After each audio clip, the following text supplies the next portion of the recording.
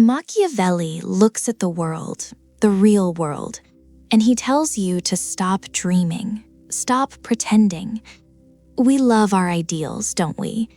We love to talk about moral high grounds, justice, fairness, how the world ought to work.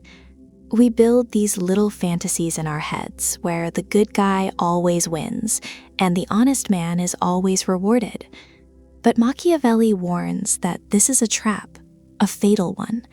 He famously writes that there is such a gap between how one lives and how one should live that he who neglects what is actually done for what ought to be done learns his destruction rather than his preservation. He is saying that your ideals are dangerous. He argues that a man who tries to be good all the time is going to come to ruin among so many who are not good. That is the cold shower. You aren't playing solitaire. You are playing against other humans. And humans, well, Machiavelli points out that they aren't angels. They are greedy, they are fickle, they are liars. So if you walk into the arena acting like a saint among wolves, you don't change the wolves, you just get eaten. He calls out the philosophers before him, Plato, Cicero, the guys who dreamed up these perfect imaginary republics that have never been seen or known to exist in reality. He dismisses them. He treats them like bedtime stories for children, because in those stories, virtue is its own reward. In Machiavelli's world, in our world, virtue is often a handicap. He insists that you look at the effectual truth of the matter, veritate effectuale, not the theory, the result. He demands you look at the ledger, because if you obsess over the ought, you lose your grip on the is. You start making decisions based on how you wish people behaved. You trust the guy you shouldn't trust because trust is a virtue. You show mercy to an enemy who will just regroup and stab you in the back because mercy is noble. Machiavelli screams at you from the 16th century, wake up. He argues that a prince, or a CEO, or a manager, or anyone trying to get anything done must learn how not to be good. Now, catch the nuance here. He isn't telling you to be a monster. He isn't saying go out and be cruel for the sport of it. No. He is saying you must possess the capacity for it. You need to know how to use not goodness when necessary, and how not to use it when it's not. It's a tool, nothing more. If you don't understand the darkness in others, and if you aren't willing to match it when survival is on the line, you are finished. You are checking out of the game. He warns that the desire to be loved, to be seen as good, is often just vanity. It's weakness masquerading as morality. The ruler who focuses on being a good person usually ends up letting the state collapse. Chaos takes over. People die. Is that moral? Machiavelli says no. He suggests that sometimes doing the bad thing, the harsh crackdown, the firing of the incompetent friend, the ruthless negotiation, is actually the most moral action you can take, because it preserves the state, it maintains order, it keeps the ship afloat. So look around you. Look at the people in power today, the ones who actually last. Are they obsessed with how things should be, or are they hyper-focused on how things actually are? Machiavelli points out that history doesn't care about your intentions, it cares about who is left standing. If you cling to the fantasy of the imaginary republic, you're paving the road to your own downfall. And frankly, he'd say you deserve it for being so blind.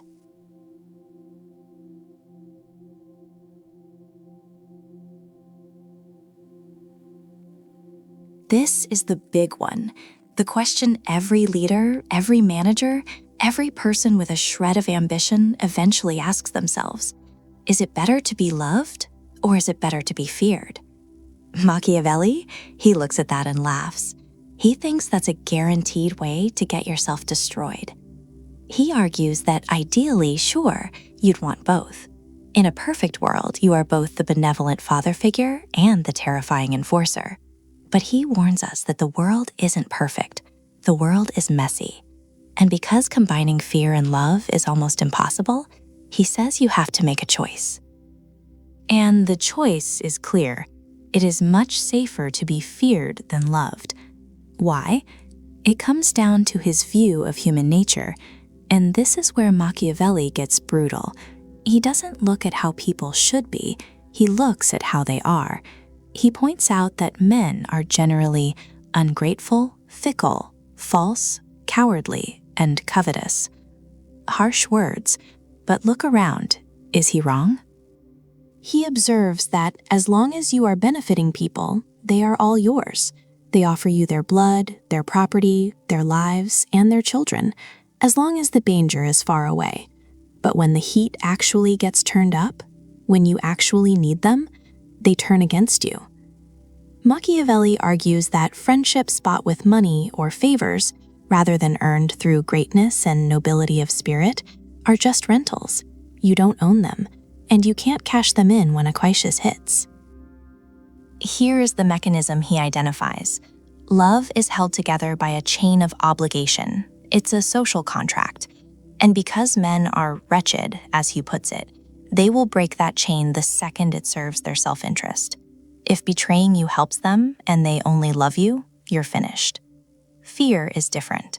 Fear is held in place by the dread of punishment, and that dread never fails. It doesn't rely on their goodwill. It relies on their instinct for self-preservation. When people fear you, they think twice before crossing you, not because they care about you, but because they care about themselves. But, and this is a massive but, Machiavelli draws a sharp, non-negotiable line in the sand. You must be feared, yes, but you must never be hated. This is where amateur tyrants get it wrong. They think fear and hate are the same thing. They aren't. Machiavelli warns that being hated is the most dangerous position a leader can be in. Hate creates conspiracies. Hate makes people reckless. If people hate you, they stop caring about their own safety just to see you fall. So, how do you thread the needle? How do you stay scary enough to command respect, but not so terrible that you breed hatred? Machiavelli gives a very specific, very cynical instruction here. Keep your hands off their property, and keep your hands off their women. He writes, quite famously, that men forget the death of their father sooner than the loss of their patrimony. Think about that. It's dark, it's funny, and it's terrifyingly accurate. You can execute a man's brother for treason, and he might eventually get over it. But if you seize his family's land, if you mess with his bank account, he will hold a grudge for generations. Machiavelli advises that if you must punish someone, do it properly. Do it when there is a clear justification and manifest cause. Don't be cruel just to be cruel. That's what creates a tyrant. Instead, be a surgeon. When you act, act decisively. Let the fear come from your competence and your willingness to do what is necessary. So the lesson isn't to be a monster, it's to be in control. Love is something they give you, which means they can take it away. Fear is something you generate. It depends on you. And a wise strategist, he always relies on what is in his own power, not what is in the power of others.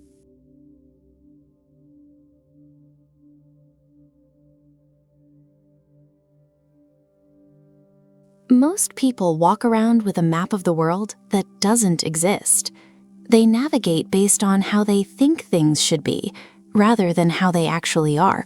And that is a fatal error. Machiavelli saw this 500 years ago.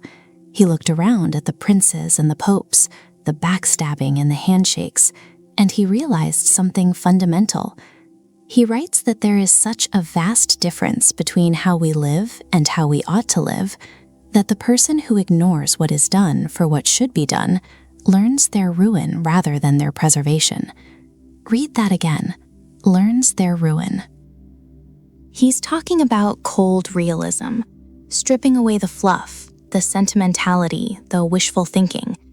Machiavelli argues that many writers before him had imagined republics and principalities that never really existed, utopias, fantasies where the good guy always wins and virtue is its own reward. But he wasn't interested in fantasy. He was interested in the effectual truth, the way the gears actually grind. He warns us that if you try to be the good person in every situation, you're going to get crushed. Why? Because you are surrounded by people who are not good. This is the cornerstone of his philosophy. It's not that he loves evil, he doesn't, but he observes that human nature is fickle.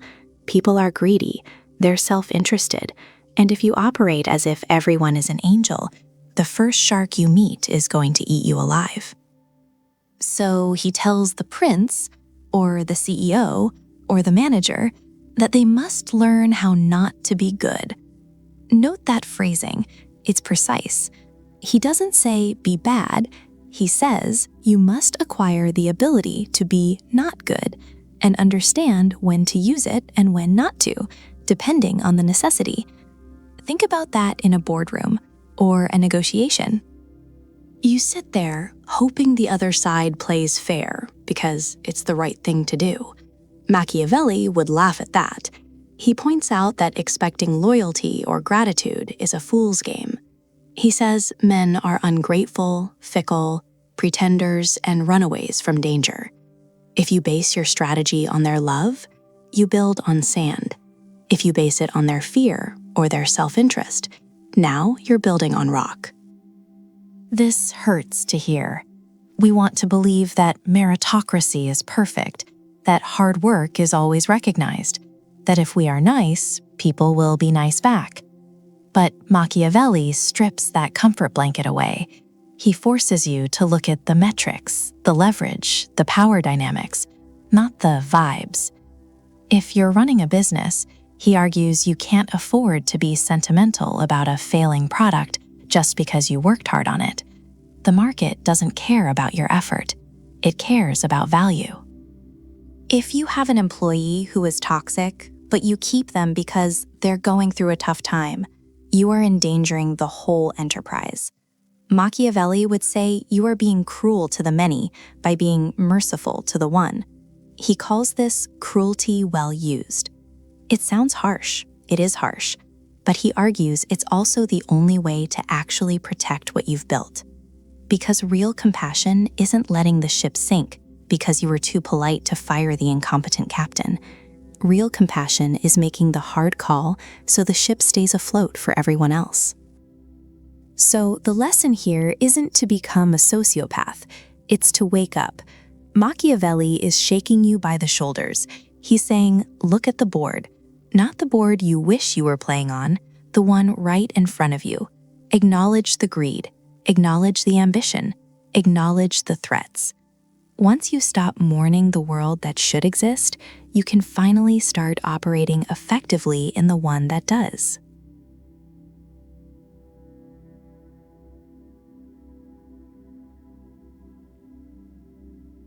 Most people want to be the good guy, the hero.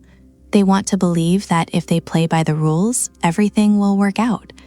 But Machiavelli, he looks at that impulse and shakes his head. He argues that if a prince wants to survive, actually survive, not just feel good about himself, he has to stop acting like a man and start acting like a beast. He doesn't say this to be cruel. He says it because he thinks reliance on laws and justice is a luxury. Laws are for civilized men.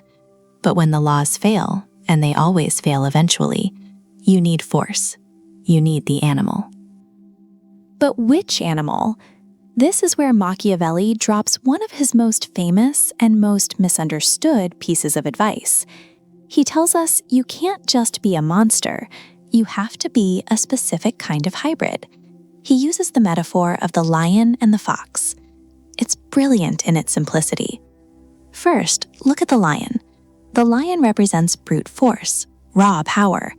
It's the ability to smash your enemies and terrify the wolves. A leader who is a lion commands respect through fear. They are decisive. They are dangerous. When a lion walks into the room, the noise stops. But Machiavelli warns that the lion has a fatal flaw. It's blind. The lion is ferocious, sure, but it steps right into traps. It doesn't understand subtlety. It tries to solve every problem by roaring at it. And if you're all force, eventually someone smarter than you is going to dig a pit, cover it with leaves, and you're going to fall right in. So you need the fox. The fox is the opposite. It's cunning, it's skeptical, it knows how to spot a snare from a mile away. The fox understands that the world is full of liars and schemers, and it knows how to outwit them. It uses diplomacy, misdirection, and strategy. But the fox has a weakness too. It's defenseless. If a pack of wolves surrounds a fox, all that cleverness doesn't matter. It gets eaten. So Machiavelli lays it out plain. To survive, you must be both. He argues that those who rely simply on the lion do not understand what they are about. They are amateurs. You have to be a fox to recognize the traps, and a lion to scare off the wolves. Think about how this applies right now, today. We all know leaders who are pure lions, the boardroom bullies, the guys who scream and threaten. They look strong for a while, but eventually they get outmaneuvered. Someone quietly undermines them, leaks a document, or turns their allies against them. They never saw it coming because they were too busy roaring. Then you have the pure foxes, the slippery ones, the ones who never give a straight answer. They might survive a long time, but nobody respects them. And when a real crisis hits, when the wolves actually show up, they crumble. They have no weight. Machiavelli demands flexibility. He says you have to change your nature based on the threat. And this leads to his most cynical yet practical point in this section. He argues that a prudent ruler cannot and must not keep his word when doing so would harm him. Sounds unethical, right? We're taught that a man's word is his bond. But Machiavelli counters this with a brutal observation of human nature. He points out that if all men were good, this precept would be bad. But men are not good. They are wretched creatures. They will not keep their faith with you, so why should you keep yours with them? He tells us that if you play the honest saint in a world of liars, you're not being noble, you're being a victim. But here's the trick. You can't look like a liar. The fox has to be a great simulator. You have to seem merciful, faithful, humane, and religious. He insists that appearing to have these qualities is useful, but actually having them, that can be a liability. It's a hard pill to swallow, but Machiavelli isn't here to offer moral comfort. He's here to tell you how the game is actually played. You need the teeth of the lion to end the fight, but you need the mind of the fox to make sure you're fighting the right war. If you only have one, you're already dead.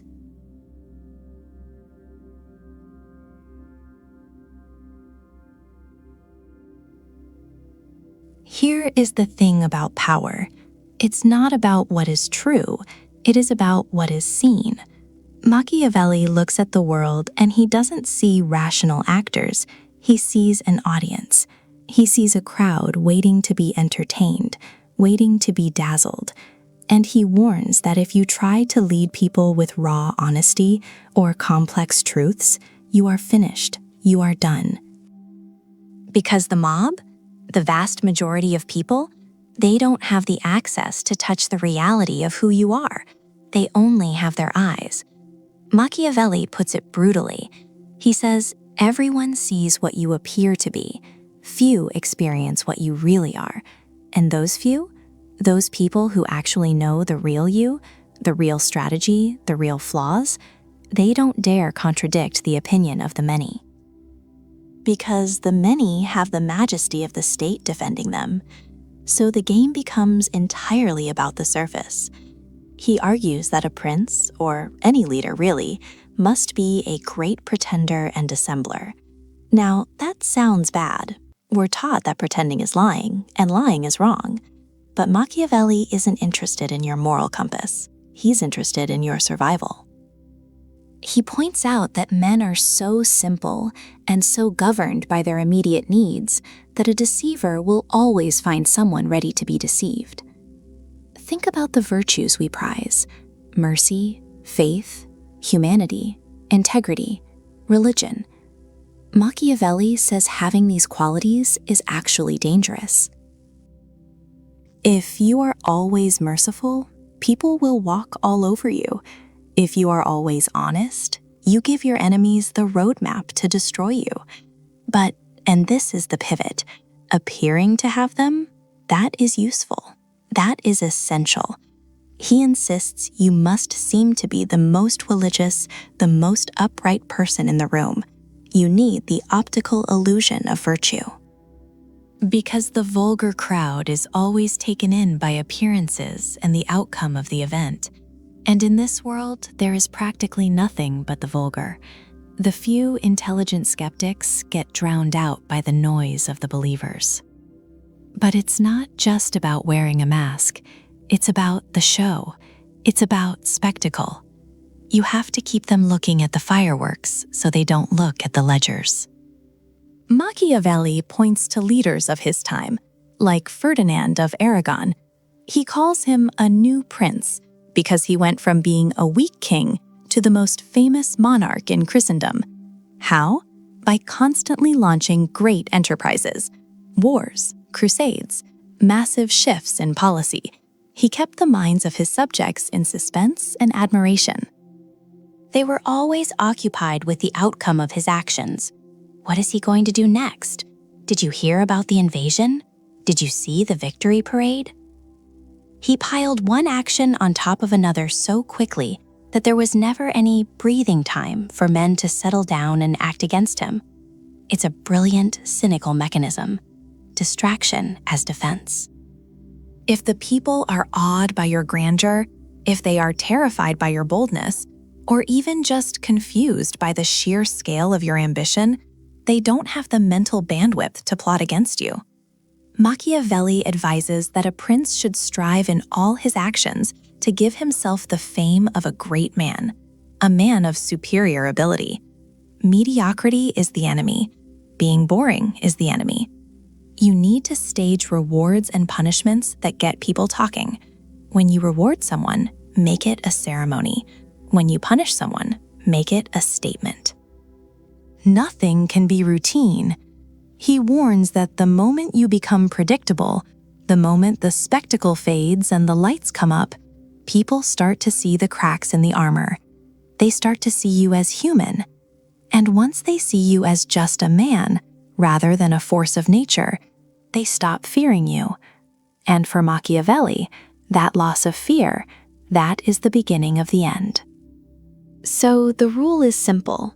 Don't just hold power, perform it. Make your life, your decisions, and your rule a stage play that never has an intermission. Because as long as the audience is clapping, or gasping, or even just staring with their mouths open, they aren't coming for your head.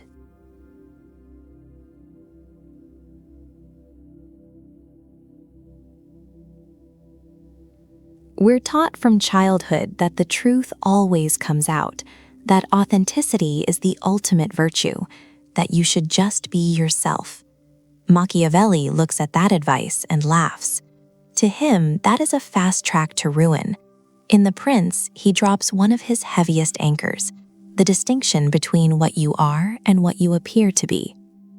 And he argues, with brutal clarity, that the latter is infinitely more important. See, Machiavelli warns that the world doesn't operate on moral absolutes. It operates on optics. He points out a simple, terrifying limitation of human nature.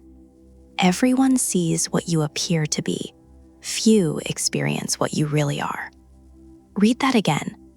The crowd, the public, they only have their eyes. They watch from a distance. They judge based on the surface. Only a tiny, tiny circle of people ever get close enough to touch the reality of who you are.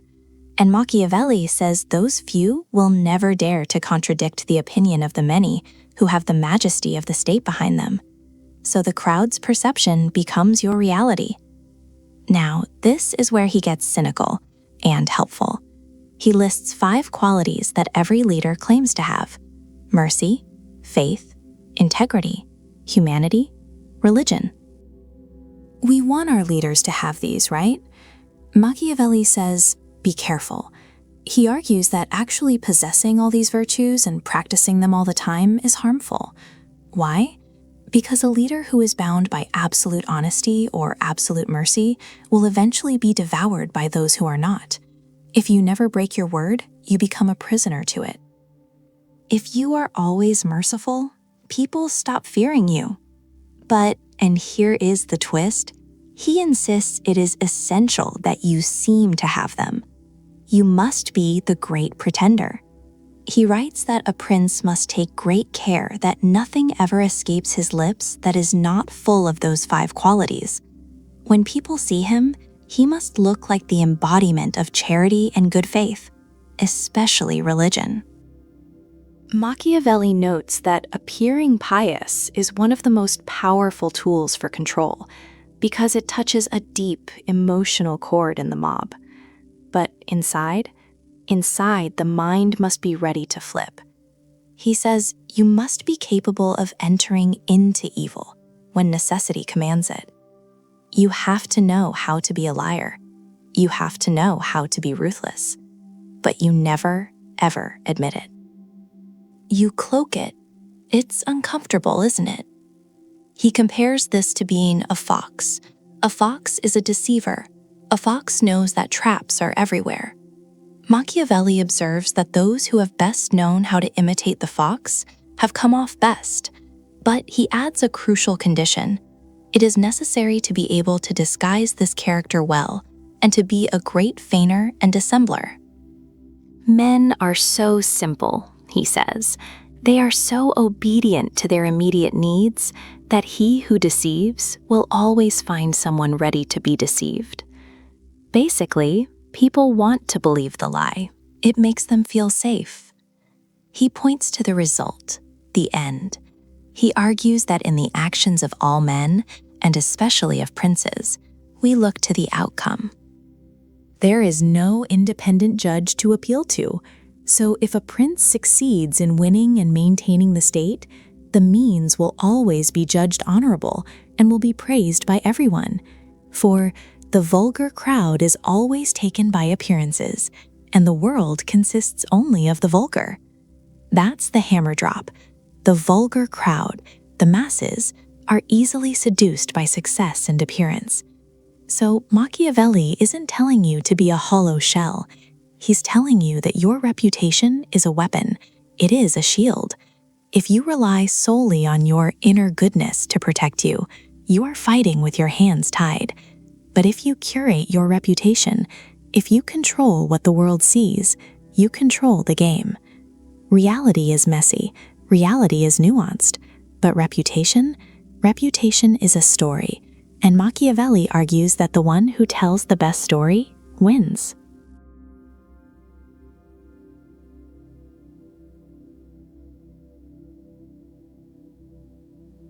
Let's get the big one out of the way first.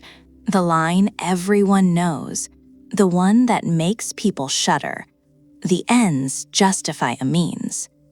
Now, Machiavelli never actually wrote those exact words, not in that order. But the spirit? Oh, it's there. It is the beating heart of the prince, and it's the reason he's been vilified for 500 years, because he had the guts to say the quiet part out loud. Machiavelli looks at the world, the real world, not the one we wish existed, and he notices something uncomfortable. He notices that history doesn't award trophies for nice tries. It doesn't care about your pure heart. It cares about who's left standing. He argues that in the realm of power, ordinary morality is a liability. It's a luxury a leader cannot afford. Why? Because the stakes aren't just your soul. It's the stability of the state, the safety of the people.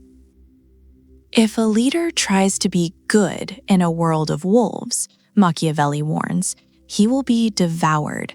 And when the leader falls, everything falls with him. Chaos, war, ruin. So is that good? Is it moral to let your country burn because you wanted to keep your hands clean? Machiavelli says absolutely not. He introduces this idea of necessity. That's the key word, necessity. He says a prince must learn how not to be good and to use that knowledge, or not use it, according to necessity. It's pragmatic, it's cold, but it's not sadistic. That's a mistake people make. They think he's promoting cruelty for cruelty's sake. He isn't. Machiavelli actually distinguishes between cruelty well used and cruelty badly used. Sounds insane, right? Cruelty well used? But follow his logic. He argues that if a leader has to do something terrible, secure power, remove a rival, crush a rebellion, they must do it all at once. You make it decisive.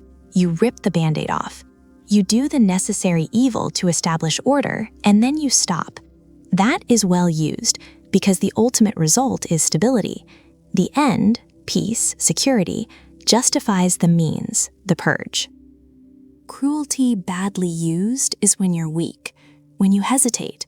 You do a little violence today, a little more tomorrow. You bleed the people dry slowly because you were too afraid to do the hard thing up front. That, he says, is a disaster. That leads to hatred, and hatred is the one thing a leader can't survive.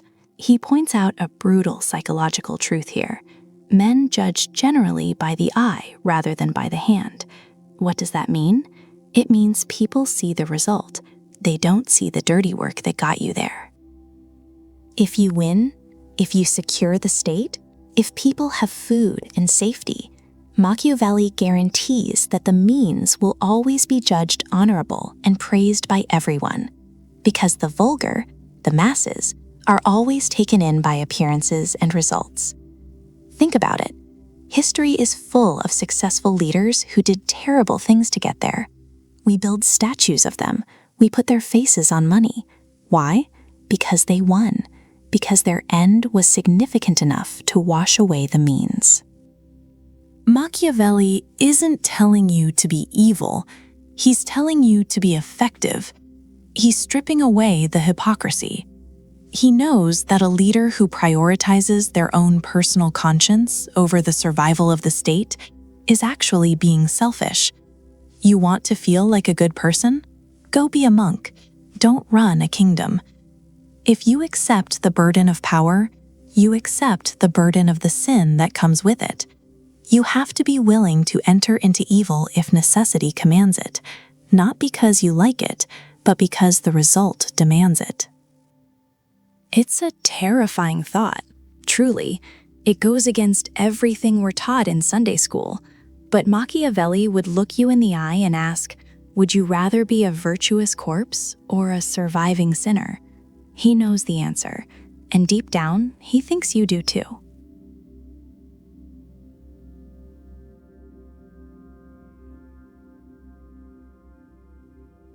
Let's talk about vulnerability. You hear it all the time now. It's the modern buzzword. HR departments love it. LinkedIn influencers sell it by the pound. Be authentic, they say. Show your team you're human. Cry in the meeting. Machiavelli? He would laugh in your face. Then he'd tell you to wake up.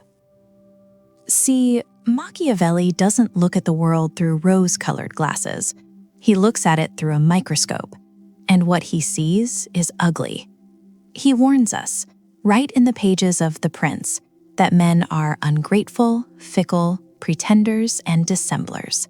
They are covetous of gain. So if you show genuine weakness, you aren't building trust. You're putting blood in the water. You're signaling to the sharks that it's time to eat. He argues that power is almost entirely about perception. The moment people perceive you as unable to hold the reins, you've already lost them. In his view, a leader who admits he doesn't know what to do isn't relatable, he's incompetent. And incompetent leaders get replaced, usually violently in Machiavelli's time. Today, they just get fired or bypassed. But here is where it gets interesting. Machiavelli isn't telling you to be a stone statue. He's not saying you walk around with your chest out, acting infallible 24/7. That's arrogance, and he is very specific about arrogance. It breeds hatred. And hatred? That's the one thing a prince must avoid at all costs. If people hate you, they conspire against you. If they think you're arrogant, they want to see you fall. So, what's the move? It's not vulnerability, it's calculated humility. There is a massive difference. Vulnerability is when you lose control of your emotions or your situation. It's accidental, it's messy. Calculated humility is a tactic, it is a performance. Machiavelli points out that the smart ruler knows how to play the fox, not just the lion. The fox knows when to crouch. The fox knows when to look smaller than he is. Think about it. When you use calculated humility, you are choosing to show a small flaw to hide a big ambition.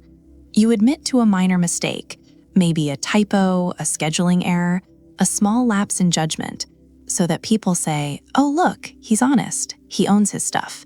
You give them a crumb of weakness to satisfy their envy. You disarm them. Machiavelli suggests that by lowering yourself voluntarily, you prevent others from dragging you down. You control the descent. It's the difference between tripping down the stairs and walking down them to shake hands with the crowd. He observes that the mob is swayed by appearances. They judge by the outcome and the surface. So if you appear humble, they let their guard down. They stop seeing you as a threat. They stop sharpening their knives. But make no mistake, underneath that humility, the resolve is iron. He warns that you must never, ever apologize for the things that actually matter: your authority, your vision, your hard decisions. You never show weakness in your capability. If you apologize for being the boss, you're done. Instead, you use humility as a shield. You credit your team for the wins, even if you did the work. You take the blame for the small losses, even if it wasn't your fault. Why? Because it buys you loyalty. It buys you a reputation for being just and fair. And that reputation is a currency you can spend later when you need to be ruthless. Machiavelli essentially tells us to weaponize modesty. It's about ego management, not yours, theirs. Machiavelli knows that if you make other people feel big, they will let you take the lead. If you make them feel small by being perfect, they will resent you. So don't be vulnerable. Don't bleed publicly. Be the fox. Curate your flaws. Show them exactly what you want them to see, and nothing more.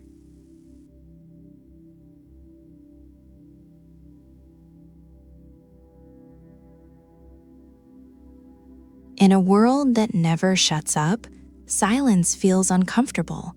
We're told to communicate, to overshare, to speak our truth. Everyone is broadcasting their every move, tweeting their strategies and screaming for attention. But if you look at Machiavelli, he'd tell you that's a death sentence. He warns that the moment you become an open book, you become a target. See, Machiavelli argues that power isn't about volume, it's about information control.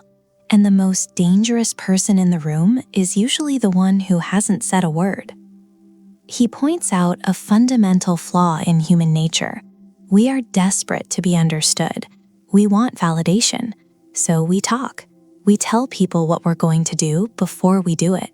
And Machiavelli says this is pure stupidity. He suggests that by revealing your intentions, you are effectively handing your enemies a weapon. You're giving them the time to prepare, to block you, or to steal your idea. The prince, in his view, must be a great pretender and dissembler. Those are his words, a great pretender. He observes that men are so simple and so governed by their immediate needs that they will always let themselves be deceived. But you can't deceive anyone if you never stop talking. You have to learn to wear a mask of silence. Think about the fox. Machiavelli loves the fox. The lion uses brute force, sure, but the fox? The fox wins through cunning, through knowing when to hide in the tall grass. He argues that if you want to navigate the traps of power, you have to keep your true nature hidden. You have to be a riddle that your competitors can't solve. Because if they can't figure out who you really are, they can't figure out how to hurt you. But it goes deeper than just hiding your plans. It's about the dynamics of respect. Machiavelli hints at a brutal truth about social currency. Scarcity creates value. The more you are seen, the more you are heard, the more common you appear.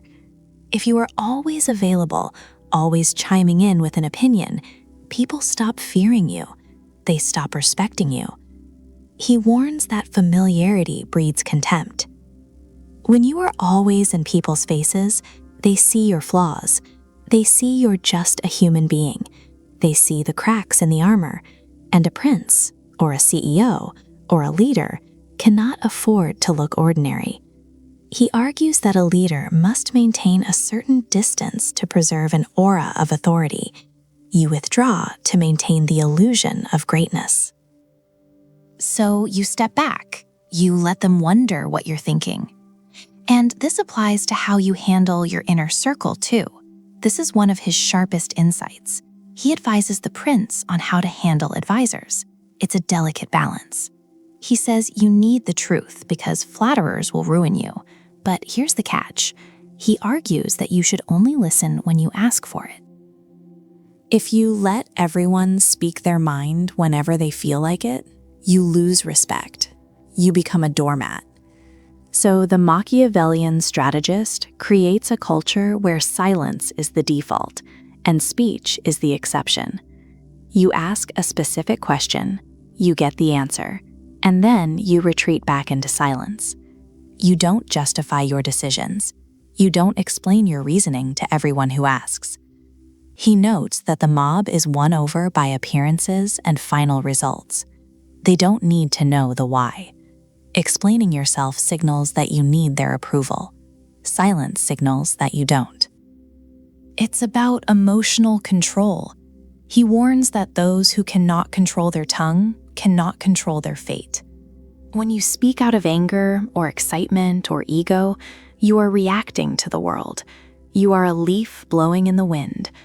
But when you stay silent, you force the world to react to you. People get nervous around silence. They start filling the void. They start revealing their own secrets, their own insecurities, just to break the tension. Machiavelli would tell you to let them do it. Let them babble. Let them show you their cards, while you hold yours close to your chest. It's pragmatic. It's not about being shy. It's about being strategic. So look at your own interactions. Are you talking to be heard, or are you talking to win? Because Machiavelli argues they are rarely the same thing.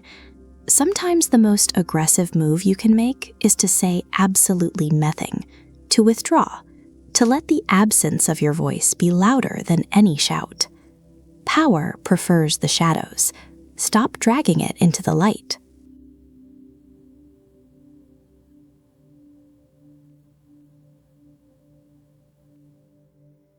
Here is the thing about power. Everyone wants to be the lion. It's seductive, isn't it? The image of pure, raw strength, the ability to just crush opposition through sheer force of will. But Machiavelli, he stops us right there. He warns that if you rely solely on the lion, on brute force, on intimidation, on being the loudest voice in the room, you are going to get caught. You won't see the net until it's already tightening around your neck, because the lion cannot defend himself against snares. Machiavelli argues that the world isn't a boxing match where everything is happening in the open. It's a forest, and the forest is full of traps. hidden agendas, legal loopholes, betrayals wrapped in a smile. A lion charges at a trap and gets stuck. So he tells us you must also be the fox. You need to understand the nature of the trap to avoid it. This is where Machiavelli gets cynical. But let's be honest, he's just being observant. He points out that a prudent ruler, or a CEO, or a manager, or just anyone trying to navigate a hierarchy, cannot and must not keep their word when doing so would turn against them. Now, pause for a second.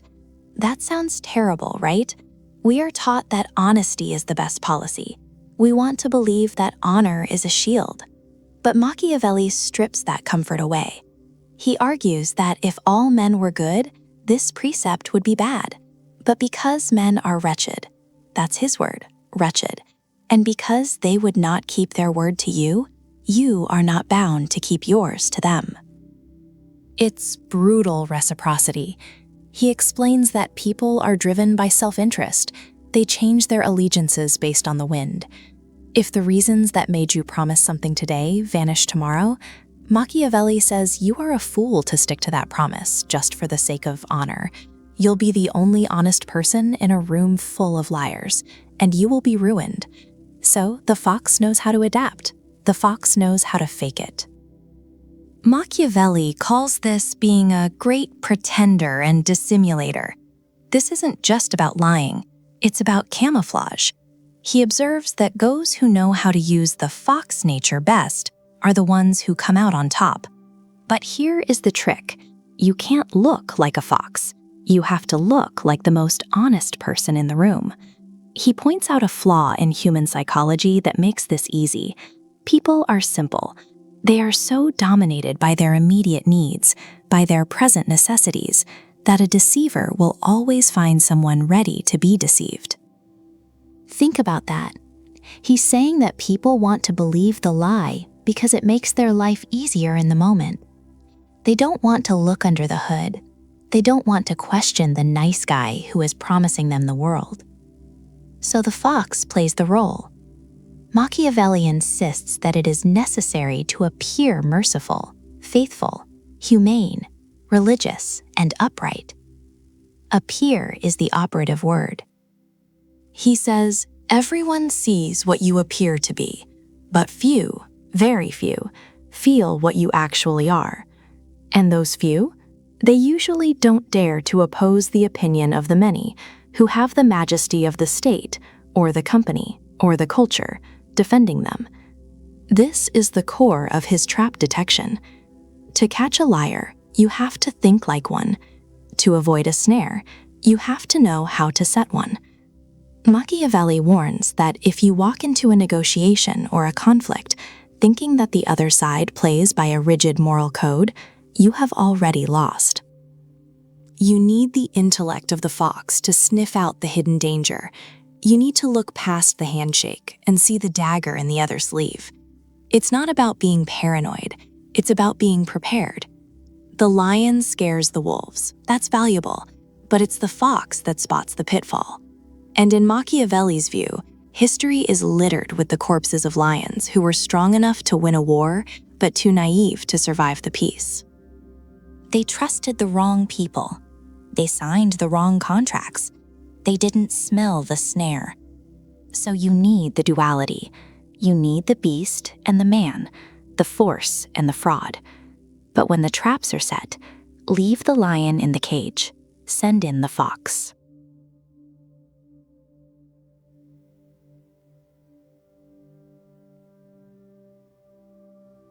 Machiavelli doesn't waste time with how the world ought to be.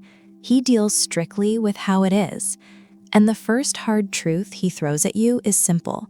If you play by the rules when everyone else is cheating, you are going to be destroyed. It's not a maybe, it's a guarantee. He argues that there are two ways to fight, two ways to handle conflict. The first is by law. That's the human way. Logic, debate, the courtroom, the contract.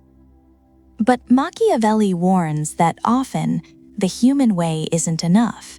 It fails. People break contracts. They ignore logic. They don't care about the rules. So he says, you must have recourse to the second way, force, the way of the beast. This is where he introduces his most famous duality, the fox and the lion. He insists that a prince, or anyone in a position of power, must know how to use the beast within. You can't just be a man, you have to be a hybrid. Now, why does he distinguish between the two? He points out that the lion cannot defend himself against snares, traps, complexity. A lion will charge right into a pit because he's all muscle and no subtle strategy. But the fox is defenseless against wolves. The fox is smart, sure. He can spot the trap, he can outwit a snare. But when a pack of wolves surrounds him, all that cleverness means nothing. He gets eaten. So Machiavelli tells us, you have to be a fox to recognize the snares, but you must be a lion to scare the wolves. He knows that there are predators out there, wolves. These are people who aren't impressed by your intellect. They don't care how articulate you are. They view kindness as weakness. They view compromise as submission. If you approach a wolf with a logical argument or a plea for cooperation, you are just serving yourself up as dinner. Machiavelli argues that the only thing that checks the ambition of a wolf is the fear of the lion. This isn't about being a mindless brute. He isn't telling you to go around roaring at everyone, picking fights, or being violent for the sake of violence. That's reckless. That gets you hated, which is dangerous. Instead, it's about the capacity for ferocity. It's about signaling. He suggests that you must project a certain level of danger, a potential for overwhelming force. When the wolves look at you, they need to see something that makes them hesitate. They need to see that while you might prefer to talk, you are fully capable of biting. Why is this so necessary? Machiavelli gives us the reason, and it's one of the most cynical yet accurate lines in history. He says that if all men were good, this precept would not be good. If everyone was honest, loyal, and kind, you wouldn't need to be a lion. You could just be a nice guy. But he continues, because men are wretched, because they are liars, deceivers, and self-interested, they will not keep their faith with you. So you are not bound to keep faith with them. He warns that relying solely on the goodness of others is suicide. The wolves will circle the moment they smell blood, and nothing smells more like blood than a leader who is afraid to use power. The lion represents the raw stopping power of authority. It is the willingness to be absolute when the situation demands it. Machiavelli implies that sometimes you have to drop the diplomacy. You have to stop being the fox who negotiates. You simply have to show the teeth. Without the lion, your strategies fail. Your clever plans get crushed by brute force. You might have the best trap laid out, but if you can't physically defend your position, the wolves will just walk right over you. Machiavelli's advice here is about survival. He wants you to understand that in the game of power, being harmless is not a virtue, it's a fatal flaw. To survive the wolves, you don't become a wolf. You become the one thing the wolf is afraid of.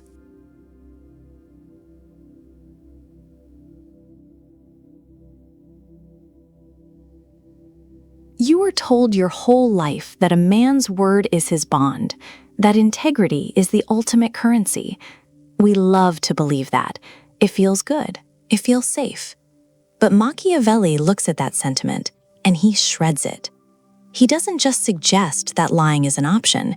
He argues that breaking your word is often a fundamental necessity of power. It's one of the darkest, yet most practical parts of The Prince. He warns us that if you try to be the only honest player in a game full of liars, you aren't being noble, you're committing suicide. He puts it bluntly, a wise leader cannot and must not keep his word when doing so turns against him. Think about that for a second. It sounds cold, maybe even sociopathic, but look at his reasoning. Machiavelli argues that this rule only applies because human nature is flawed. He says explicitly that if all men were good, this precept would not be good. But because men are wretched creatures, because they are self-interested, fickle, and will not keep their word to you, you are not bound to keep faith with them. It's a reactive strategy. You aren't breaking promises for the thrill of it. You're doing it to survive. He points out that circumstances change. The reasons that caused you to make a promise yesterday might be gone today. Maybe the political landscape shifted. Maybe a business partner became a liability. Maybe the market crashed. Machiavelli insists that holding on to a promise when the foundation has crumbled isn't honor, it's stupidity. He says a prudent ruler never lacks legitimate reasons to color over his failure to keep his word. You can always find a justification, a loophole, a changed circumstance. But this leads to the second part of his advice, which is where true mastery comes in. You have to be a great pretender. Machiavelli warns that you can't just run around lying like a clumsy amateur. You have to be an artist about it. He uses the metaphor of the fox here. The lion can scare off wolves, but the lion is useless against traps. You need to be the fox to recognize the snares. You need to be cunning. He observes that men are so simple and so obedient to their present necessities that he who deceives will always find someone who lets himself be deceived. People want to believe the lie. They want to believe the campaign promise. They want to believe the quarterly projection. And because they want to believe, Machiavelli argues, they make it easy for you to break your word without consequences, provided you control the narrative. He emphasizes that it is unnecessary for a prince to have all the good qualities, like mercy, faith, integrity, humanity, and religion, but it is very necessary to appear to have them. In fact, he goes a step further. He says having those qualities and always observing them is harmful, but appearing to have them is useful. You must look like the most honest person in the room while you are cutting the deal that betrays your ally. You must preach peace while you prepare for war. Why? Because, as he notes, everyone sees what you appear to be, but few feel what you are. And those few who do know the truth, they won't dare oppose the opinion of the many who have the majesty of the state or the company or the culture defending them. So, when you look at modern power dynamics in the boardroom, in the Senate, in high-stakes negotiations, and you see a sudden reversal of policy or a merger that breaks an old agreement, don't be shocked. The person doing it isn't necessarily evil. They are just following Machiavelli's playbook. They realized the promise was no longer serving their interest. The reasons for the bond vanished, so the bond vanished too. Machiavelli tells us to stop expecting honor in a world driven by interest. He warns that if you cling to a rigid code of ethics while your opponents are flexible, you will be ruined. It is a brutal lesson. It makes us uncomfortable, but he forces us to ask, do you want to be a saint who loses or a sinner who wins? Because in his eyes, power doesn't care about your promises. It only cares about results.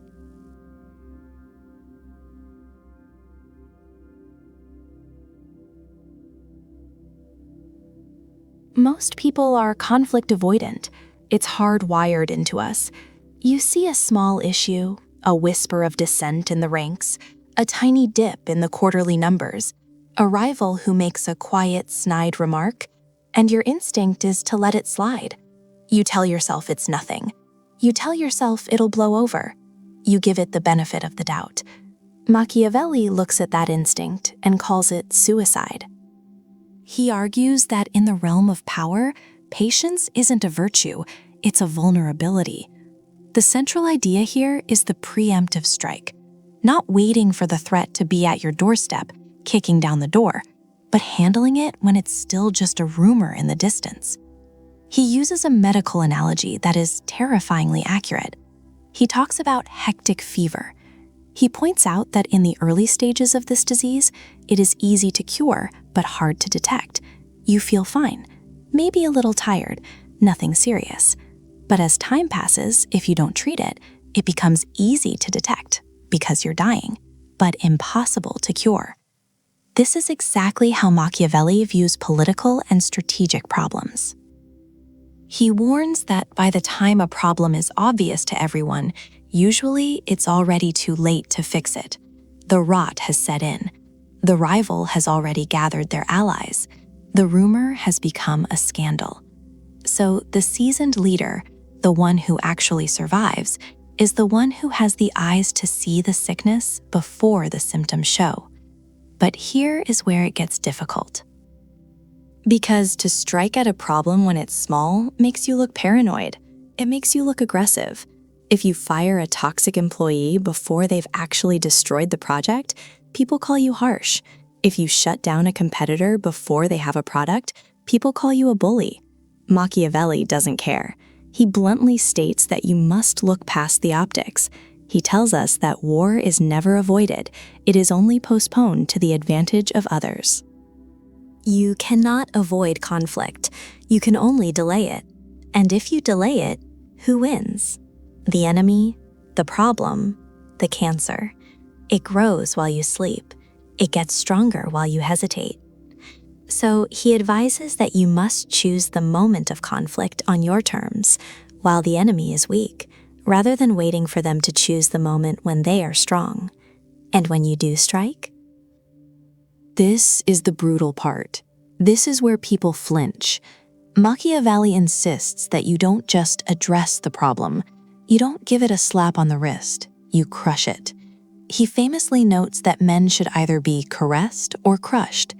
If you do a minor injury to someone, if you insult them, demote them slightly, or fine them, they survive.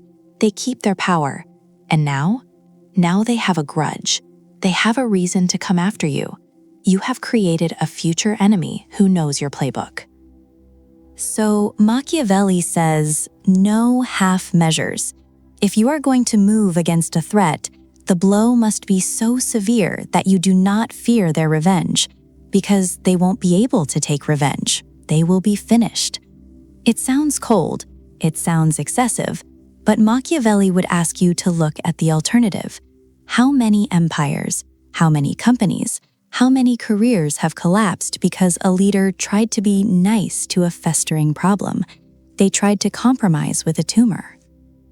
He observes that we often delude ourselves with hope. We hope things will get better. We hope people will change.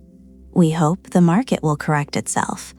But Machiavelli despises hope as a strategy. He relies on foresight. The rule is simple. When you see the seeds of trouble, you don't water them with patience. You dig them up. You burn the root. You act before you are forced to act. Because in the brutal calculus of power, he who strikes first usually strikes last.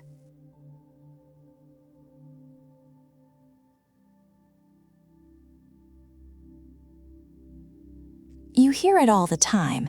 Be yourself. Stay true to who you are. It sounds nice. It looks great on a motivational poster. But Machiavelli, he looks at that advice and laughs. Because in the game of power, being rigid, being the exact same person regardless of the situation, is a death sentence. He argues that authenticity is often just a fancy word for being stubborn. Machiavelli's obsessed with this concept of fortuna, fortune, the times we live in. He describes it like a violent river. It floods, it destroys, it shifts course without warning. And he warns us that the man who relies solely on his own fixed nature is going to get washed away.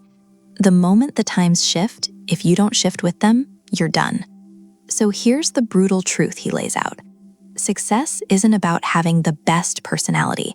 It's about having the right one for the specific moment you're in. He points out a fatal flaw in human nature. We get comfortable. Let's say a leader rises to power by being cautious, patient. He calculates every move. It works. He wins. But then the environment changes. Suddenly, the situation demands speed. It demands aggression. But this man, he can't do it. He's the cautious guy. That's his identity. So he keeps being cautious, even when the house is on fire. Machiavelli notes that this is exactly why he falls. He fails not because he became incompetent, but because he failed to become someone else. It's the chameleon strategy. Machiavelli tells us you have to be capable of varying your conduct as the winds of fortune and the variation of things dictate. He writes about the lion and the fox. You've probably heard it. But look closer at what he's actually saying. He isn't telling you to pick one. He's telling you to possess the nature of both and switch between them instantly. Sometimes the world is full of wolves. If you play the fox, then if you try to be clever and negotiate, the wolves will just eat you. So Machiavelli says you must be the lion. You have to be frightening. You have to show teeth. But other times, the world is full of traps. If you act like the lion then, charging in, roaring, using brute force, you'll step right into a snare. In that moment, you have to drop the ego, stop being the tough guy, and be the fox. You have to be cunning. You have to fake it.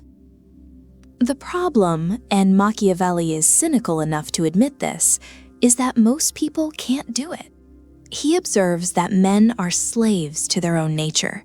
If you are naturally aggressive, it is physically painful for you to sit back and wait.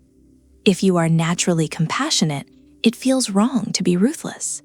But he argues that your feelings don't matter. The result matters. He looks at history. He points to Pope Julius II. The guy was a bulldozer, impetuous, aggressive. He just charged into everything, and he succeeded. Why? Because the times he lived in required a bulldozer. Machiavelli notes that if Julius had lived in a time that required patience, he would have been ruined, because he couldn't change. He was a one-trick pony. Don't be a one-trick pony. This is where it gets uncomfortable. Machiavelli suggests that you must treat your personality like a tool belt. You don't use a hammer for everything just because you like hammers. You use it when there's a nail.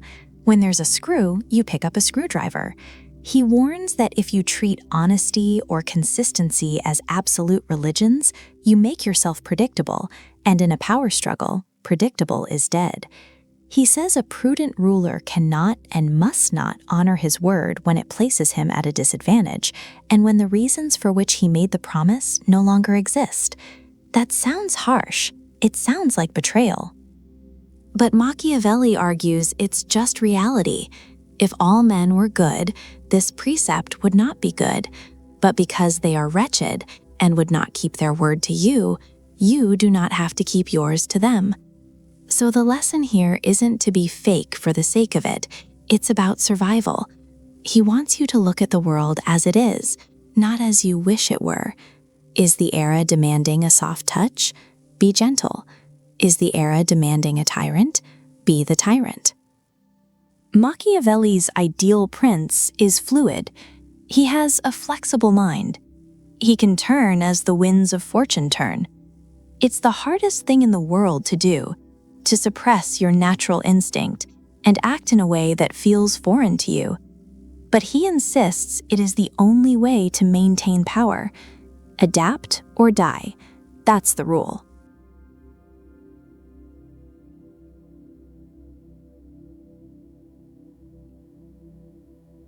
Machiavelli drops one of his heaviest hammers right here. It's a line that most people flinch. He says quite plainly, men ought either to be well treated or crushed. Let that sink in for a second. It sounds psychotic, doesn't it? Like something a mob boss would say.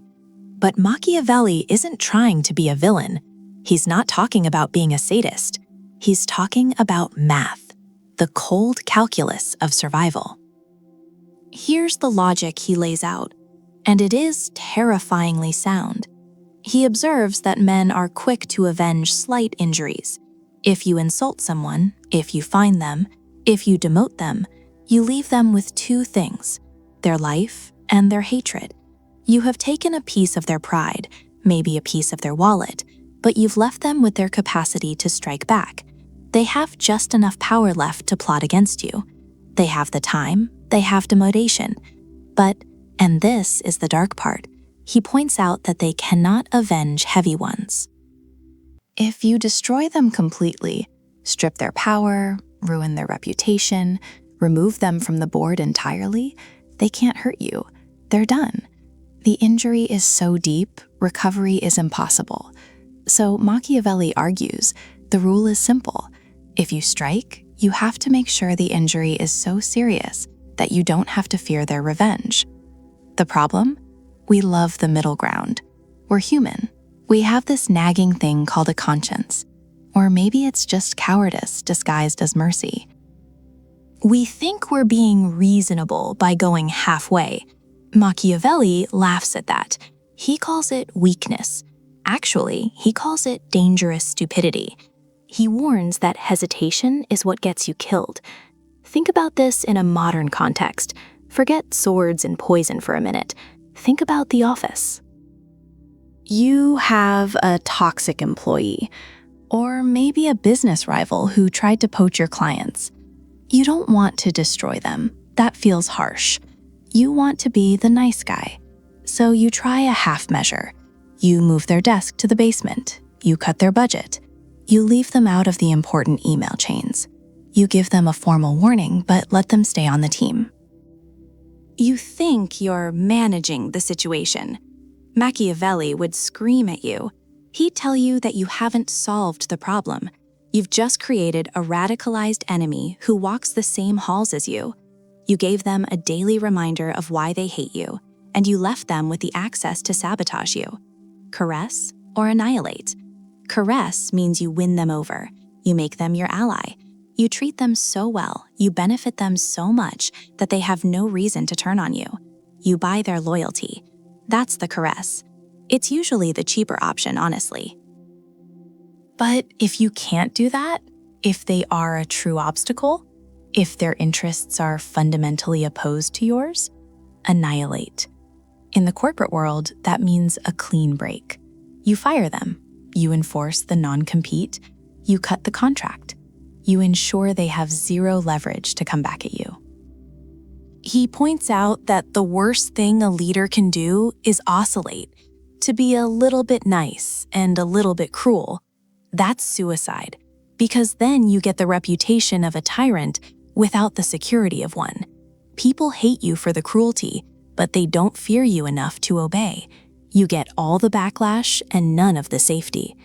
Machiavelli tells us that violence, or severe action, if it must be used, should be swift, all at once. Get it over with. Don't drag it out. Lingering pain breeds resentment. Sudden, total action breeds shock. It paralyzes the opposition. It's about finalizing the conflict. Machiavelli understands that hope is dangerous. If your enemy hopes they can recover, they will fight. They will scratch and claw because they see a way back. If you crush that hope, if the door is slammed shut and bolted, they submit. They move on. It's ugly, I know. It's uncomfortable to hear. We want to believe that there's always a win-win solution. But Machiavelli isn't here to make you feel like a good person. He's here to make sure you're still standing when the dust settles. He looks at history. He sees leaders who tried to be fair to their conquered enemies, only to have those same enemies rise up and slit their throats 5 years later. He warns that your conscience is a liability if it stops you from finishing what you started. So next time you're in a power struggle, you have to ask yourself a hard question. Can I make this person my best friend? Can I truly win them over? If the answer is no, then don't just slap them on the wrist. Don't give them a reason to come back for you. End it. That is the only way to be safe.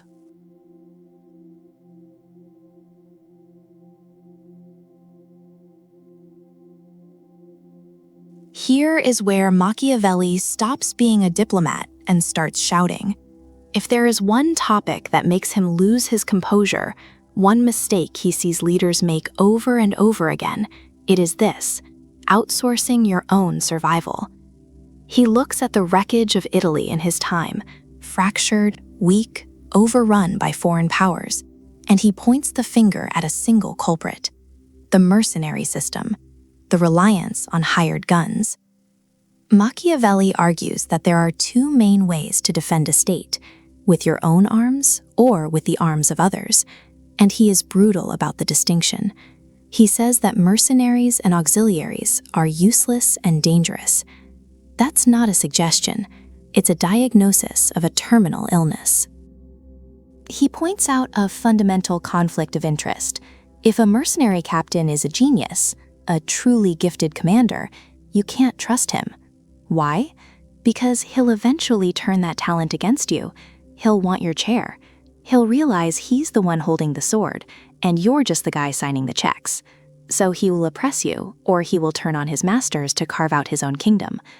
But what if the captain is incompetent? Well, then he just ruins you in the usual way. You lose the war, you lose the state, game over. Machiavelli warns that you cannot buy loyalty. It's impossible. He says that mercenaries have no love for you. They have no cause. Their only motivation is a bit of a stipend.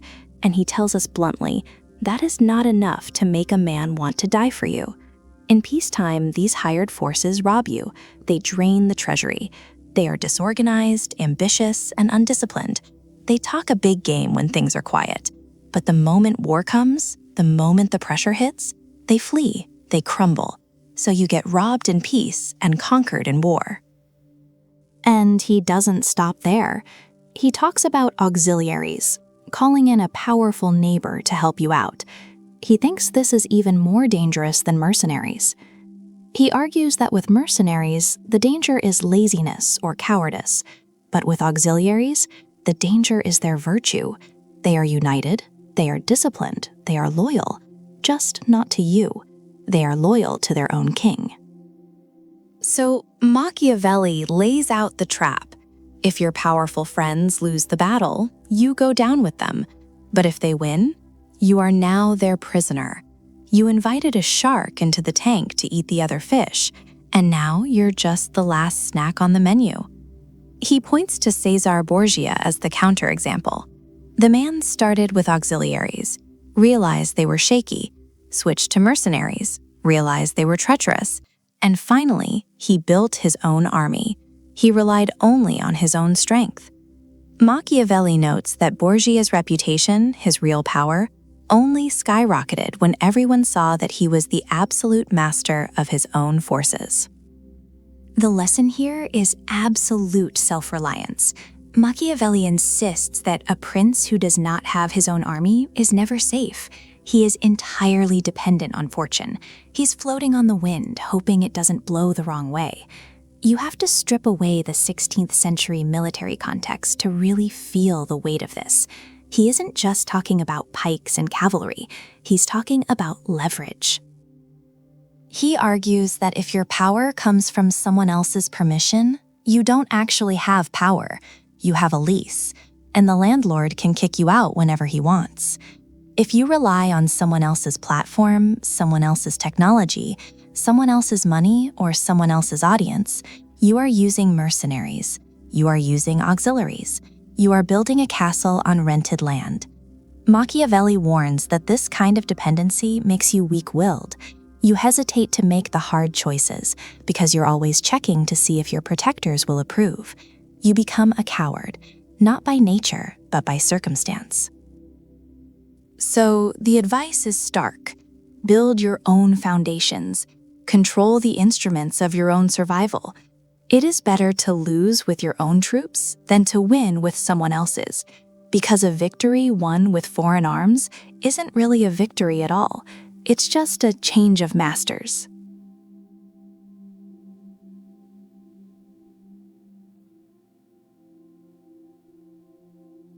You think time is on your side. That's the default human setting, isn't it? We tell ourselves, I'll just wait and see, or I need more data, or let's not be rash. It feels safe. It feels prudent. Machiavelli looks at that instinct and laughs. He tells us that in the game of power, hesitation isn't just a mistake, it's a death sentence. To him, the most dangerous thing you can do isn't making the wrong choice. It's making no choice. It's sitting there, paralyzed, while the world moves around you. See, Machiavelli argues that most people hesitate because they're trying to avoid danger. They think if they stay still, the predator won't see them. But he points out a brutal reality. When you hesitate, you don't avoid danger. You just let the danger accumulate. You let it grow. He talks about this specifically regarding neutrality. Say there's a conflict, two sides. Maybe it's in your office, maybe it's in politics. Doesn't matter. Your gut says, stay out of it. Don't pick a side. That way, nobody gets mad at me. Machiavelli warns that this is the fastest way to ruin. He explains it like this. If you don't declare yourself, you become the prey of the winner. Whoever wins that conflict will despise you because you didn't help them. And the loser? They'll hate you too because you didn't save them. So by trying to make 0 enemies, you've managed to make 2. He's obsessed with the concept of the middle path, and he hates it. He says weak leaders, weak people, always try to find a compromise to avoid immediate pain. They delay the hard decision. They kick the can down the road. But here's the kicker. Machiavelli observes that problems are like a disease. He uses the metaphor of consumption, tuberculosis. In the beginning, he says, it's easy to cure, but hard to diagnose. But if you wait, if you hesitate and let time pass, it becomes easy to diagnose, but impossible to cure. That's what your hesitation does. It turns a manageable problem into a terminal one. So why do we do it? Why do we freeze? Machiavelli suggests it's because we are terrified of making a mistake. We want the perfect solution. But he's got news for you. The perfect solution doesn't exist. He argues that prudence consists of knowing the nature of difficulties and taking the least bad option as the good one. That's it. That's the whole trick. You pick the least bad option, and you commit to it with everything you have, and you have to do it fast. He connects this directly to the idea of fortuna, luck. He famously describes fortune as a force that favors the bold. It's violent. It's unpredictable. If you move slowly, if you step cautiously, fortune will crush you. But if you strike, if you act with audacity, you can sometimes bend reality to your will. He looks at history. He points to the Romans. He points to the great conquerors. Did they sit around holding committee meetings? No. They saw an opening and they took it. Machiavelli teaches that a bold action, even if it has flaws, is often better than a perfect plan executed too late, because action creates its own momentum. Action forces your opponents to react to you. When you hesitate, you are reacting to them. You've handed over control. You've surrendered your agency. Think about the irresolute republics he critiques. He mocks governments that take forever to decide. He says their slowness comes from weakness, not wisdom. And because they are slow, they are always insulted and always damaged. So the takeaway? Machiavelli isn't telling you to be reckless. He's not saying jump off a cliff. He's saying that once you see the board, once you understand the pieces, you move. You don't wait for the stars to align. You don't wait for permission. He wants you to understand that time is not a neutral container where you can hide. Time is a river that is constantly eroding your position. Every second you spend debating is a second your enemy is spending sharpening their knife. Hesitation signals fear.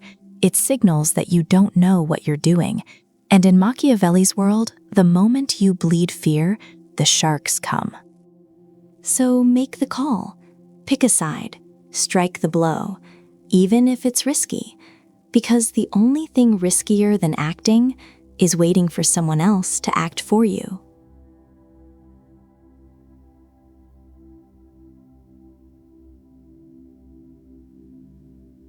So, you have a great idea, a new policy, a reorganization, a vision to save the country, or maybe just the sales department.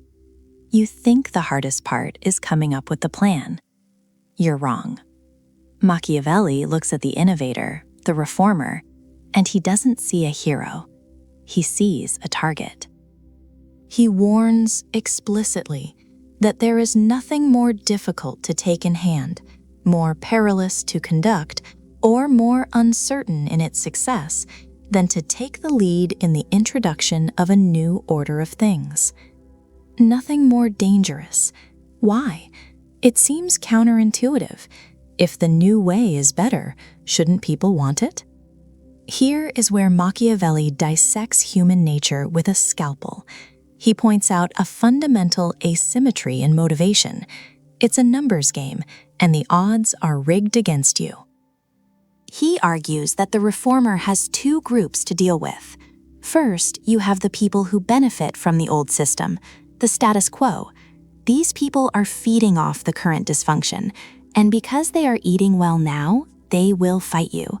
They aren't just annoyed, they are zealous defenders. They will attack you with the partisanship of those who are protecting their livelihood. They have everything to lose. And then you have the second group, the people who might benefit from your new ideas, your potential allies. And this is where it gets depressing. Machiavelli observes that these supporters are lukewarm. They are tepid. They don't have your back. He explains why. 2 reasons.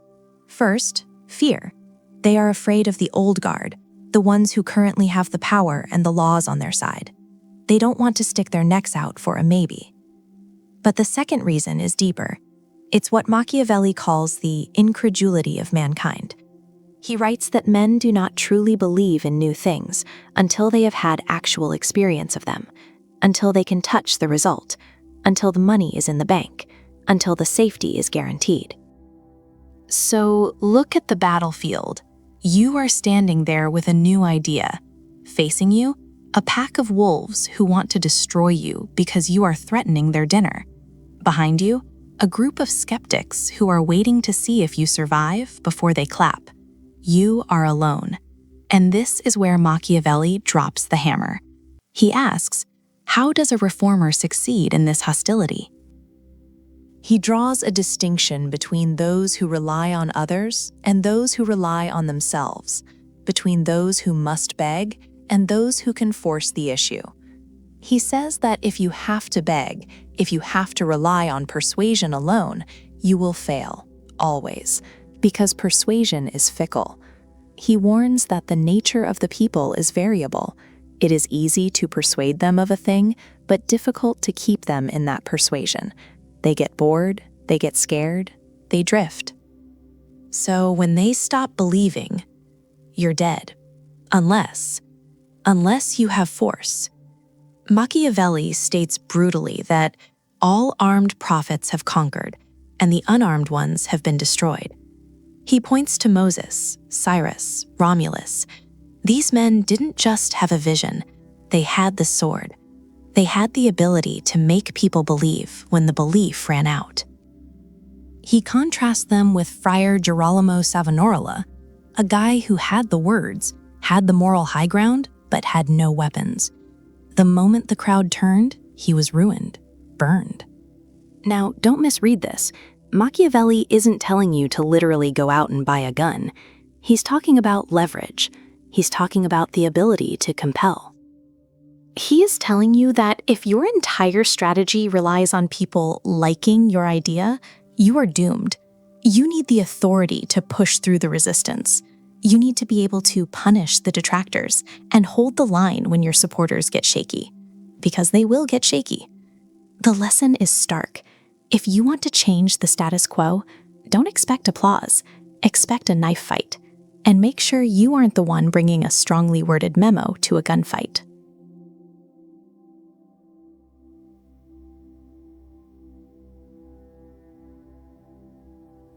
Let's talk about luck, or what the rest of us call fate, the things you can't control, the market crash, the sudden illness, the rival who comes out of nowhere. Most people look at these events and shrug. They say, it is what it is. They embrace a kind of learned helplessness. Machiavelli, he hates that. He absolutely despises that attitude. But he's realistic. He admits that about half of our actions are governed by chance, what he calls fortuna, fortune. But the other half? That belongs to us. That belongs to our free will. And the biggest mistake you can make, according to him, is surrendering that 50% because you're afraid of the 50% you can't control. He gives us this famous, terrifying image. He compares fortune to a violent, raging river. When the river is calm, it looks harmless. But when the rains come, it floods the plains, destroys trees, knocks down buildings, and forces everyone to flee. No one can stop it. It's raw power. Now, a weak person looks at the flood and says, well, nature is powerful. I am nothing. But Machiavelli points out something crucial here. Just because the river can flood doesn't mean you can't build dikes and levees when the weather is calm. This is the essence of his strategy, preparation. He argues that fortune shows her power where no virtu, no skill or strength, has been prepared to resist her. She strikes where the dams are weak. So if your life falls apart because of bad luck, Machiavelli would probably tell you it's your own fault. You didn't build the levee when the sun was shining. You got comfortable. And comfort is where empires die. But then, he takes it a step further, and this is where he gets controversial. This is the part that makes modern readers uncomfortable. But we have to look at it. We have to understand the mechanic of power he's describing. He shifts the metaphor. Fortune isn't just a river. Fortune, he says, is a woman. Now, keep in mind, he's writing in 1513.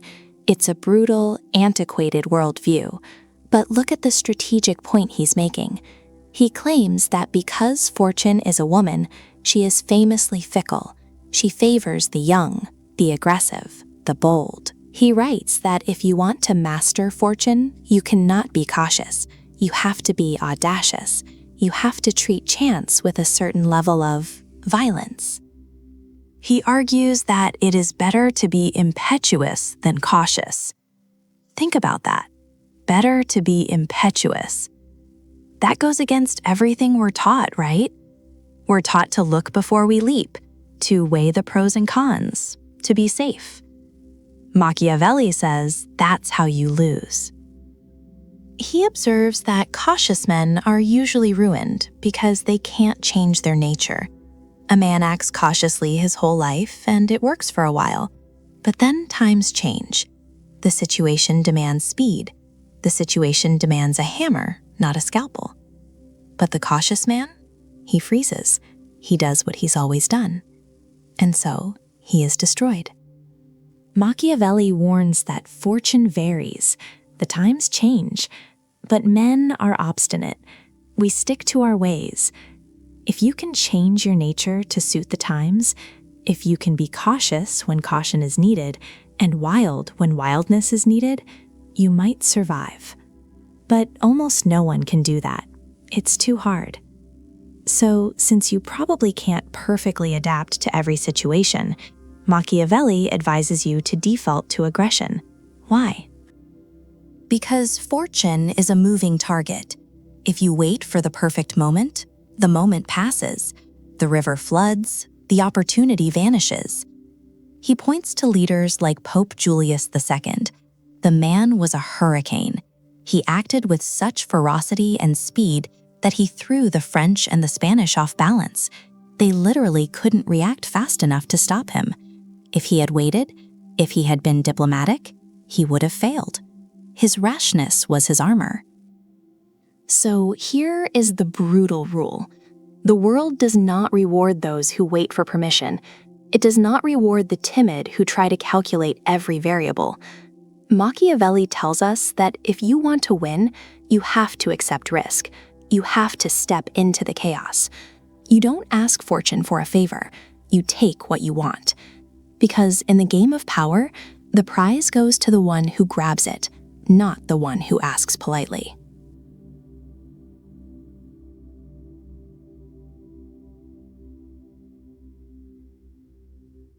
Let's rip the Band-Aid off right now. Most of us were raised on a specific diet of morality. We were told that if you keep your head down, follow the rules, and treat everyone with kindness, the universe will reward you. We're taught that virtue is its own defense. Niccolo Machiavelli looks at that idea and shakes his head. He doesn't just disagree, he thinks that mindset is dangerous. Actually, he thinks it's suicidal. In The Prince, Machiavelli makes a distinction that separates him from pretty much every philosopher who came before him. He separates the way things ought to be from the way things actually are. And that gap? That's where the nice guys fall in and get eaten alive. He warns that a man who tries to be good all the time is bound to come to ruin among so many who are not good. Read that again. He isn't saying you should be evil. He isn't telling you to be a villain twirling a mustache. He's simply looking at the math. If you are playing by a strict code of ethics in a game where your opponents have no rules, you lose every single time. Machiavelli argues that the world is not a moral playground. It's a competitive arena fueled by self-interest, ambition, and fear. So if you walk into that arena armed only with your politeness and your desire to be liked, you're not a player, you're prey. This is where he drops one of his most controversial lines. He says that a prince, or anyone seeking power, must learn how not to be good. That sounds harsh, doesn't it? It sounds corrupt. But look closer at what he means. He points out that what we call virtues can actually be traps. Take generosity, for example. Machiavelli analyzes this ruthlessly. He argues that if a leader tries to be generous in the conventional sense, giving things away, lavishing favors to be liked, he eventually depletes his resources. And when the money runs out, he has to tax the people. He has to become grasping and desperate. His attempt to be nice ends up making him hated. On the flip side, Machiavelli notes that a leader who is tight-fisted, someone we might call mean or miserly, keeps the treasury full. He doesn't have to squeeze his subjects when times get tough. So, in a twisted way, his vice of stinginess allows him to govern better than the virtue of generosity. The nice guy worries about his reputation for goodness. The effective strategist worries about the result. Machiavelli also digs into the need for validation. He observes that human nature is fickle. He warns that people are ungrateful, fickle, pretenders, and avoiders of danger. He tells us that as long as you are benefiting them, they are all yours. They offer you their blood, their property, their lives, and their children when the need is far off. But when danger actually approaches, they revolt. The nice guy relies on love. He thinks, I was good to them, so they will be good to me. Machiavelli laughs at this. He argues that love is held together by a chain of obligation, and because men are wretched, that chain is broken at every opportunity for their own self-interest. Fear, on the other hand, fear is held together by a dread of punishment that never fails you. So when the nice guy tries to be loved, he hands control over to the other person. He is dependent on their feelings, their gratitude. But the strategist, the Machiavellian, he relies on himself. He prefers to be feared, not hated. There's a huge difference, but feared, because fear is something he controls. This is the brutal reality Machiavelli forces us to confront. He suggests that holding on to a moral high ground often means losing the ground beneath your feet. It's not about abandoning your soul. It's about realizing that sometimes, to preserve your position, to protect your people, or to achieve a great goal, you have to get your hands dirty. You have to be willing to do the necessary thing, not just the nice thing. Because in Machiavelli's world, the prize doesn't go to the most virtuous. it goes to the one who understands the game best. And usually, the guy obsessed with being nice hasn't even read the rulebook.